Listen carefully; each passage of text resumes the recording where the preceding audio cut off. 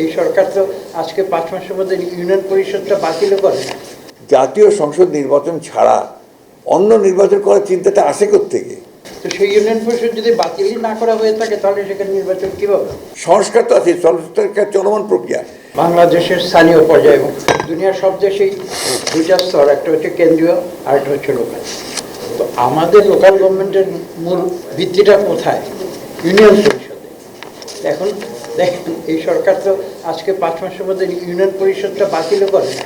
কাজে এখানে যে লোকাল গভর্নমেন্টের নির্বাচন করব, ইউনিয়ন পরিষদ বাদ দিয়ে তারপরে তো উপরের দিকে পৌরসভা বলুন, উপজেলা বলুন, সেটা তো আরও উপরে। কাজে একদম তৃণমূলের যে লোকাল গভর্নমেন্ট সেটা তো হচ্ছে ইউনিয়ন পরিষদ। তো সেই ইউনিয়ন পরিষদ যদি বাতিলই না করা হয়ে থাকে তাহলে সেখানে নির্বাচন কীভাবে? আর নির্বাচনের জন্য কতগুলো ফর্মালিটিস আছে, তো যেমন ভোটার লিস্ট রেডি। এটা শুধু যে আপনার বেশি দিন লাগার কথা, 1 মাসের মধ্যেই আপনার যদি হালনাগাদ কেউ করতে চায় সেটা করতে পারবে, এটাও ঘোষণা আছে।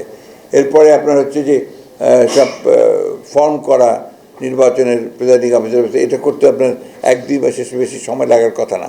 সুতরাং সবই তো তৈরি আছে এবং নির্বাচন কমিশনে বলেছে যে আমরা রেডি, নির্বাচন করার জন্য আমরা তৈরি আছি। এবং তারা জাতীয় সংসদ নির্বাচন করার জন্যই তৈরি আছে এবং তারা পরিষ্কার করে বলে দিয়েছে যে দুটো নির্বাচন একসাথে সম্ভব না। সুতরাং এটা আজকে জাতির স্বার্থে আমাদের মাঝে মাঝে আমি নিজে অবাক হই, আমরা অবাক হই আর কি, যে এরকম একটা ক্রিটিক্যাল মোমেন্টে জাতীয় সংসদ নির্বাচন ছাড়া অন্য নির্বাচন করার চিন্তাটা আসে কোত্থেকে? এটা গেল 1 নম্বর। 2 নম্বর, নির্বাচন পেছানোর চিন্তাটাই বা আসে কোত্থেকে? কারণ এটা তো আপনার একদম প্রথম ব্যাপার। আপনি দেশকে যদি একটা রেল লাইনের উপর ঠিক তুলতে চান, সংস্কার তো আছে, সংস্কার চলমান প্রক্রিয়া। আমরাই যে সংস্কারের সবচেয়ে বড় আপনার আপনার তৈরি করেছি, আমরাই আগে দিয়েছি। সেই কবে 2016-তে আমরা আপনার ভিশন দিয়েছি, আমরা 22 সালে আপনার 31 দফা দিয়েছি।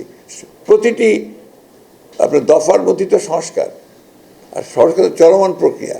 আমরাই তো সবচেয়ে বেশি সংস্কার করেছি।